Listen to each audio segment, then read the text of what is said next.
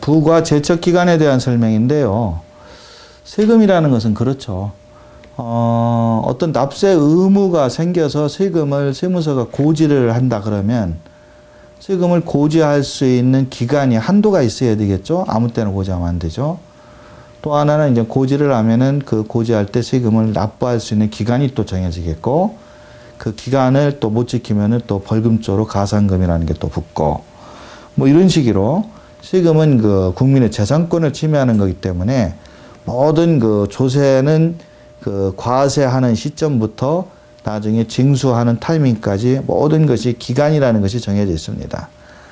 하다못해 이제 세금을 안 내게 되면은 시효라는 것이 있고요. 그런 그 세금에 대해서는 그런 것들이 있는데, 오늘 말씀드릴 내용은 부동산 조세인 양도세, 상속세, 증여세에 대한 부과 제척 기간입니다. 교재에 있는 것처럼 세법에서는 일정 기간 안에 세금을 부과할 수 있도록 하고 있는데, 그 기간이 지나면 세금을 부과할 수 없다. 그러니까 납세자 입장에서는 조금 찜찜하게 세금을 신고하고 낸 게 있는데, 몇 년까지 지나야만 내가 발바꾸고 살 수 있느냐, 이런 생각을 하는 분들이 있어요. 그러니까 그 기간이 경과하면은 이제 그게 발각이 돼도 세금을 안 내더라, 과세할 수 없다더라. 그래서 이 부가제척 기간이 상당히 그런 점에서는 중요한데, 사실은 공부를 해보면 알겠지만 큰 실익이 없습니다. 예를 들어 큰 잘못을 했다. 그야말로 그 어떤 부당하고 그 기타 부정한 방법에 의거해서 신고를 잘못했다면 거의 그 부가제척 기간은 실익이 없는 건데, 일단 양도소득세 같은 경우는 양도소득세는 우리가 신고 의무가 어떻게 되어 있느냐면, 원칙적으로 부동산을 특정 시점에 양도를 하면 양도한 날로부터 2개월, 양도한 날이 말일부터 2개월이죠. 그렇게 해서 2개월 내에 예정신고라는 걸 할 수 있게 되어 있고요. 예정신고를 하고 그 다음에 익년 5월 말일까지 확정신고라는 걸 할 수 있습니다. 그래서 5월 말일까지 신고할 수 있는 게 양도소득세의 모든 기간이고, 사업소득세나 종합소득세도 마찬가지입니다. 그래서 이 5월 말일이 끝나고 나면은 언제가 시작이 되죠? 6월 1일입니다. 그래서 6월 1일 이후로는 신고기간은 일단 끝난 거예요. 물론 기한 후 신고라고 해서 이 기간 내에 신고를 못했어도 기한 후 신고를 하면은 6월 이후에 신고는 할 수 있습니다. 그러나 세금은 5월 말일까지 신고 납부를 해야 되는데 확정신고 기간까지 안 냈기 때문에 6월 1일 이후로 내게 되면 가산세가 붙어서 내야 돼요. 그래서 이제 이때부터 신고를 안 하게 되면 세무서가 고지를 할 수가 있습니다. 그래서 6월 1일부터 그 전년도에 부동산을 거래한 사람은 6월 1일부터 5년입니다. 원칙적으로. 그러니까 2011년도에 거래를 했다. 그러면 2012년 5월이고요. 2012년 6월부터 따져서 5년이니까 2017년 6월까지입니다. 5월 말일까지. 그래서 일반적인 경우는 이와 같이 세금을 부과할 수 있는 날이 확정신고 기간 다음 날이니까, 양도로 따지면 양도, 부동산을 거래한 날에 그 다음에 6월 1일부터 5년간은 세무서가 세금을 부과할 수 있다. 이게 양도소득세 측면입니다. 그러나 상속세, 증여세는 30일, 60일 이렇게 되어 있지만, 그런 경우는 무조건 상속세, 증여세는 10년입니다. 부과할 수 있는 날은, 예를 들어 상속세는 60일이다. 그러면 60일이 지난 날로부터 10년. 증여세는 30일이다. 30일이 지난 날로부터 6년. 뭐 이런 식으로 된다, 이런 얘기죠.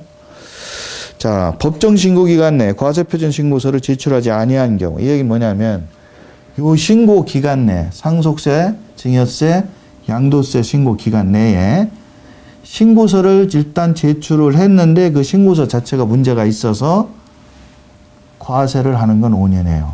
근데 이 기간 내에 아예 무신고를 했다. 그러니까 신고를 안 하는 것은 아주 안 좋게 보는 겁니다. 그래서 무신고를 했다면 양도세는 7년으로 늘어나고요. 상속세 증여세는 10년이었던 게 15년으로 늘어납니다. 그러니까 거의 1.5배 정도 늘어나는 거예요. 그러니까 예를 들어서 과소신고를 하더라도 신고서를 접수시켰을 때에는 5년, 상속증여세는 10년이지만 아예 신고를 안 하게 되면은 그렇게 되면 5년이 7년 되고 10년이 15년이 된다는 겁니다. 그 세 번째는 납세자가 사기, 기타 부정한 행위로서 국세를 포탈하거나 환급 공제받은 경우. 이 얘기는 뭐냐면 신고한 내용을 봤더니 거짓으로 신고를 했더라. 양도세 같은 경우는 다운계약서나 업계약서가 있더라. 그런 경우에는 비록 신고를 했다 해도 10년까지 늘어서 볼 수 있다. 해서 11년 정도 되겠죠. 그래서 그런 경우에는 10년간 경고할 때까지는 보겠다. 그래서 김갑동은 2006년 3월 봉천동 재개발 아파트 양도하는 과정에 비과세니까 자기는 신고를 안 했는데 나중에 보니까 이것이 비과세가 아니더라. 그럼 무신고예요. 그래서 2007년 5월 31일까지가 확정신고 기간인데 2007년 6월 1일부터 따져서 5년을 따져보니까 2007년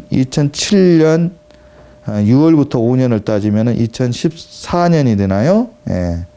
그런데 요 경우는 무신고, 비과세인 줄 알고 신고를 안 했어도 무신고니까 7년을 따지네요. 그래서 2014년 5월 31일까지가 되겠습니다. 이때까지는 세무서가 과세할 수 있고요. 만일에 이분이 봤더니 신고를 했는데도 불구하고 서류를 봤더니 부당신고, 잘못된 내용이 들어있더라. 근데 그것이 의도적으로 세금을 탈루하기 위해서 만드는 다운계약서더라. 그러면 10년까지 연장이 돼서 2017년까지도 갈 수 있다. 그런 얘기가 되겠습니다. 그 다음에 2011년에 신설된 내용인데요. 계산서 불성실 가산세. 지금 이런 내용들은 세금의 본세를 얘기했던 거예요. 이렇게 기간을 5년, 7년, 10년 할 때 10년으로 가는 경우는 이 세금의 본세를 양도소득세 자체를 줄이기 위해서 이 사람이 무슨 뭐 작업을 했더라. 이러면 10년인데 그런 거는 전혀 상관이 없는데 예를 들어 비과세 대상자인데 비과세 대상자가 신고를 했는데 사실은 7억에 거래하면서 5억에 거래했다고 썼더라. 그러면 이거는 7억으로 계산하나 5억으로 계산하나 세금은 안 나와요. 비과세기 때문에.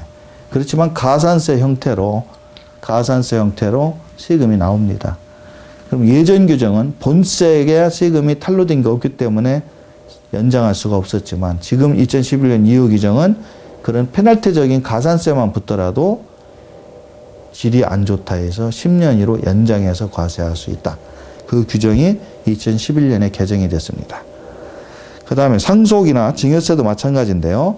그럼 본세는 상관이 없더라도 어떤 서류를 미제출해서 가산세가 붙는다든지 어떤 다른 지급서류 미제출 가산세 이런 것들이 있어요. 그런 경우에도 10년이 연장된다는 얘기고요.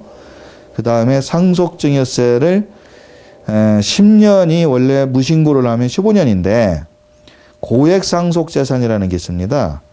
고액상속재산이라는 건 뭐냐면 그 아래에 얘기를 했는데요. 포탈된 세액 산출이 기준이 되는 재산가액이 50억 원을 초과하는 자로 다음 중 어느 하나에 해당하는 경우 제3자의 명의로 되어 있는 피상속인 또는 증여자의 재산을 상속인 또는 수증자가 보유하고 있거나 자신들 명의로 실명 전환을 한 경우 계약에 의하여 피상속인이 취득할 재산이 이행 기간 중 상속이 개시됨으로써 등기 등록이 이루어지지 아니한 경우 또 국유의 소자는 재산을 상속 또는 수증자가 취득한 경우 이런 경우의 수들이 생긴다면 좀 질이 안 좋은 것들이죠. 그러면 50억 원 이상이면서 이런 경우가 생기면 이런 경우는 상속세를 과세할 수 있는 증여세를 과세할 수 있는 기간이 무한정이다. 이렇게 보시면 돼요.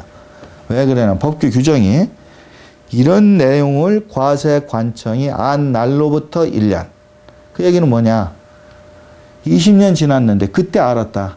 그러면 21년째 과세하면 된다는 얘기예요. 30년 지났는데 그때 알았다. 조사관서에서 모르고 지나가면 그냥 넘어가는 거죠.